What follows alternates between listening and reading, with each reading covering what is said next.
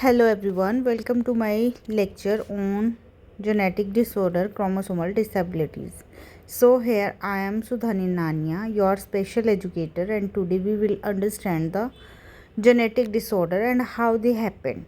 Some important chromosomal disorders like Down syndrome, Turner syndrome and Klinefelter syndrome. सबसे पहले समझते हैं जेनेटिक डिसऑर्डर का मतलब क्या है। जेनेटिक डिसऑर्डर वो डिसऑर्डर्स होते हैं जो जीन्स या क्रोमोसोम्स में एबनॉर्मलिटी की वजह से डेवलप होते हैं। नॉर्मली ह्यूमन बॉडी जो होती है उसमें 46 क्रोमोसोम्स होते हैं।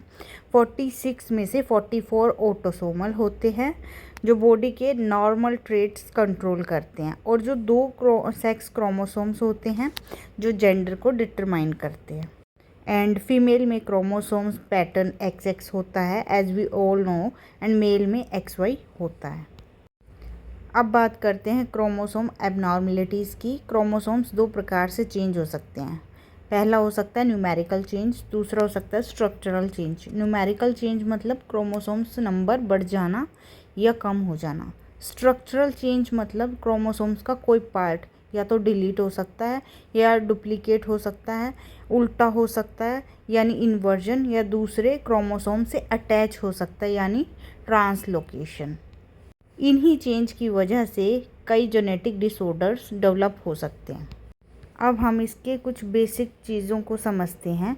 अगर क्रोमोसोम्स की संख्या या स्ट्रक्चर में कोई प्रॉब्लम आ जाती है तो जेनेटिक डिसऑर्डर डेवलप हो सकता है। जैसे क्रोमोसोम्स न्यूक्लियस के अंदर पाए जाते हैं और ये जेनेटिक इन्फॉर्मेशन कैरी करते हैं, ठीक है। इसलिए इनमें होने वाली एबनॉर्मलिटीज़ बॉडी ग्रोथ या डेवलपमेंट को भी पूरी तरीके से अफेक्ट कर सकती है। अब सबसे पहले बात करेंगे डाउन सिंड्रोम की। डाउन सिंड्रोम जो है क्रोमोसोम नंबर 21 की एक्स्ट्रा कॉपी होने की वजह से होता है, ठीक है। हमें पता है 44 जो होते हैं ऑटोसोमल होते हैं क्रोमोसोम्स, और जो 2 क्रोमोसोम्स होते हैं वो सेक्स को डिटरमाइन करते हैं, ठीक है।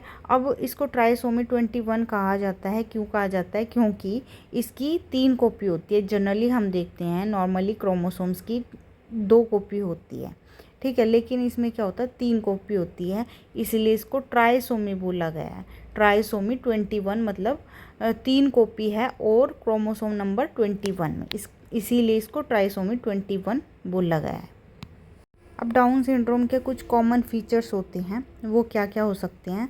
अगर कोई बच्चा डाउन सिंड्रोम है उसको, तो या तो वो इंटेलेक्चुअल डिसेबल्ड हो सकता है।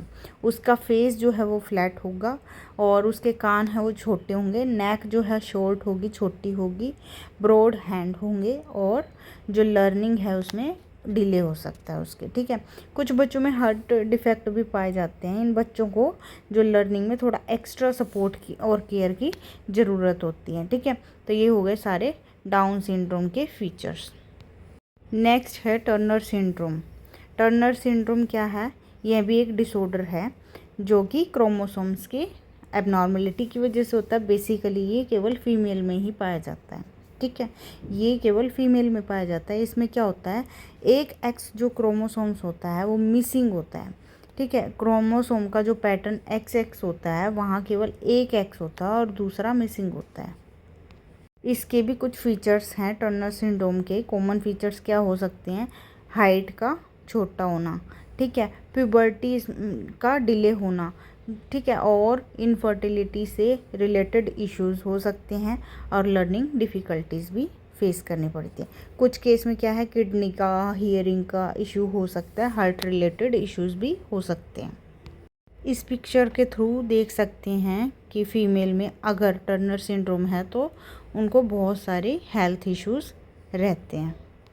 नेक्स्ट है क्लाइनफेल्टर सिंड्रोम, ठीक है। अब इसकी बात करते हैं। यह भी एक डिसऑर्डर है लेकिन ये मेल्स में पाया जाता है। जैसे टर्नर सिंड्रोम सिर्फ फीमेल में पाया जाता है, ऐसे ही क्लाइनफेल्टर सिंड्रोम सिर्फ और सिर्फ मेल में पाया जाता है। इसमें मेल्स के पास एक्स्ट्रा एक्स क्रोमोसोम्स होता है, ठीक है।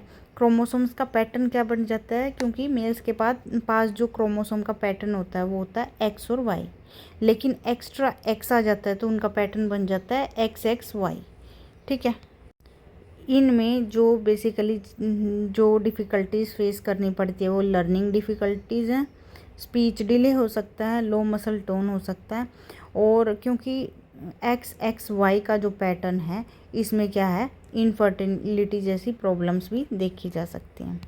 और जैसे मेल्स में फेशियल हेयर भी कम हो सकते हैं, क्योंकि इसमें एक्स्ट्रा जो एक्स है वो फीमेल के करैक्टरिस्टिक्स को ज़्यादा शो करते हैं, इसलिए मेल के जो करैक्टरिस्टिक्स होने चाहिए वो कहीं ना कहीं कम होते हैं।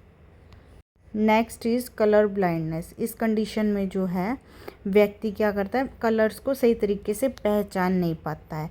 यह एक एक्स लिंक डिसऑर्डर है, यानी एक्स क्रोमोसोम के जीन डिफेक्ट की वजह से होता है। तो डायरेक्टली एग्ज़ाम में क्वेश्चन भी आ सकते हैं कि कलर ब्लाइंडनेस एक्स क्रोमोसोम की वजह से होता है या वाई की वजह से। तो याद रखना है, जो कलर ब्लाइंडनेस है वो एक्स क्रोमोसोम के जीन में डिफेक्ट की वजह से होता है।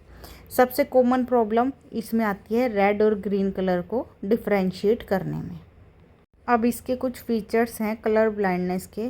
तो कलर ब्लाइंडनेस जो मेल्स में ज़्यादा पाया जाता है, क्यों पाया जाता है, क्योंकि उनके पास केवल एक ही एक्स क्रोमोसोम होता है, और ये जो है एक्स क्रोमोसोम में डिफेक्ट की वजह से होता है, जबकि मेल के पास एक ही एक्स क्रोमोसोम होता है, दूसरा वाई होता है। अगर एक है और उसी में डिफेक्ट हो गया तो फिर मतलब कलर ब्लाइंडनेस के पूरे चांस हैं। लेकिन फीमेल में क्योंकि 2 एक्स क्रोमोसोम्स होते हैं, अगर एक में डिफेक्ट है तो भी वो कैरियर बन सकती है, ठीक है, उस चीज़ की, इसलिए मेल्स में ज़्यादा पाया जाता है। तो ये हमारा कलर ब्लाइंडनेस का था। नेक्स्ट है फ्रेजाइल एक्स सिंड्रोम।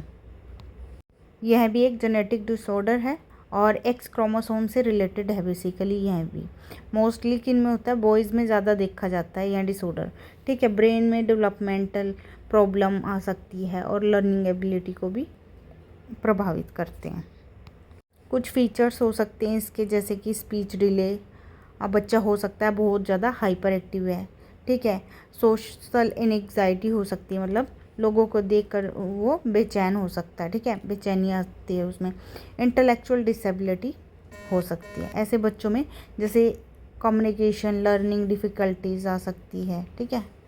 और मेटाबॉलिक जेनेटिक डिसऑर्डर भी हो सकता है। प्रॉपरली जो है प्रोटीन को ब्रेक डाउन करने की कैपेबिलिटी कम होती है और ब्रेन डेवलपमेंट को भी अफेक्ट करता है। नेक्स्ट है क्राई डू चैट सिंड्रोम, जिसे हम कैट क्राई सिंड्रोम भी कहते हैं। बेसिकली ये जो है क्रोमोसोम नंबर 5 के डिफेक्ट 5 में डिफेक्ट की वजह से होता है। उसमें क्या है, एक छोटा हिस्सा क्रोमोसोम नंबर 5 में डिलीट होने की वजह से, मतलब होता ही नहीं है, उसकी वजह से होता है। ये डिसऑर्डर जिन भी बच्चों को होता है वो रोने में उनकी आवाज़ बिल्कुल ही कैट की तरह लगती है, इसीलिए इसको कैट क्राई सिंड्रोम भी कहा जाता है। इसके कुछ फीचर्स है, जैसे बच्चे की आवाज़ बिल्कुल बिल्ली के जैसे लगती है, और इंटेलेक्चुअल डिसेबिलिटी भी हो सकती है, डेवलपमेंटल डिले देखने को मिलता है, लर्निंग और ग्रोथ की भी प्रॉब्लम बच्चे में देखी जाती है और उनको एक्स्ट्रा सपोर्ट देने की ज़रूरत पड़ती है। अब हम इसका एक क्रक्स देखते हैं, क्विक रिवाइज करते हैं इसको। नॉर्मली जो ह्यूमन बॉडी होती है उसमें 46 क्रोमोसोम्स होते हैं, 23 पेयर होते हैं क्रोमोसोम्स के, ठीक है। फीमेल का क्रोमोसोम पैटर्न XX होता है और मेल का XY होता है। 44 ऑटोसोमल होते हैं एंड 2 सेक्स क्रोमोसोम्स होते हैं जो सेक्स को डिटरमाइन करते हैं।